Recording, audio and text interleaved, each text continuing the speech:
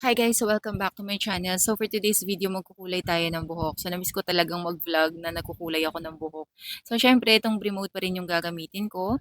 And very light ash blonde nga pala itong kulay na napili ko. And yung pinaka-base ng hair ko, may pagka-red siya and parang copper yung kulay. So hindi ko sure kung ano talaga yung kakalabasan niya kapag in-apply ko na tong very light ash blonde sa hair ko.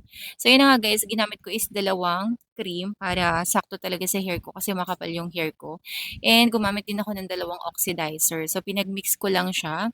And then, after nyan, pag in-apply nyo na siya sa hair ninyo, kailangan yung i-section yung hair ninyo para lahat makulayan at para pantay talaga. So, para hindi pachi-pachi yung kakalabasan kapag katapos nyo siyang kulayan. So, ayan, isi-section nyo lang yung hair nyo. Kapag nag apply ako nito, laging pinakailalim yung inuuna kong ina-applyan. At kapag magkukulay pala kayo ng buhok, lagi niyong tatandaan, lagi kayong magsusuot ng gloves kasi medyo mainit talaga sa kamay kapag nagkukulay ng buhok, lalo na kung wala kayong sapin. So, kailangan bago magkulay, meron kayong suot na gloves or pansapin sa kamay. So, yun na guys, sina-apply ko na siya sa aking hair. So, sa pinakailalim talaga ako nagsisimula palagi.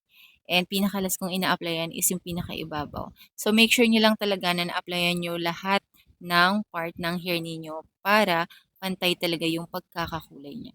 So, ibababad nyo to ng mga around 30 minutes or 40 minutes para talagang lumabas or kumapit talaga yung kulay niya sa hair natin. So, yung hair ko, hindi na siya ganun mahirap kulayan kasi nga, may kulay na yung hair ko. So, I think magbo-brighten lang tong hair ko na to. Mas matitingkad lang yung kulay niya. So, hindi ko lang sure kung lalabas talaga yung very light ash blonde na kulay. Kasi nga, ayon sa mga natanungan ko, kapag red or parang copper yung kulay ng hair mo, mahirap talaga siyang patungan ng kulay. Kumbaga parang magbo-bright lang yung kulay niya, hindi gano'n maa-achieve talaga. So, tignan natin kung ano kakalabasan nitong hair ko.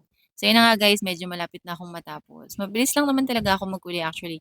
And, ayan, ganyan lang kasi yung way ng pagkukulay ko sa hair ko. So, ako na palagi nagkukulay sa hair ko kasi mas kamado ko talaga pag ako.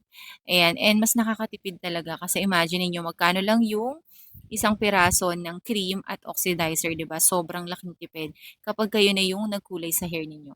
But make sure alam yung gawin ng tama para mas maganda rin yung kakalabasan ng kulay sa buhok ninyo. After 45 minutes, eto na yung kinalabasan ng hair color ko.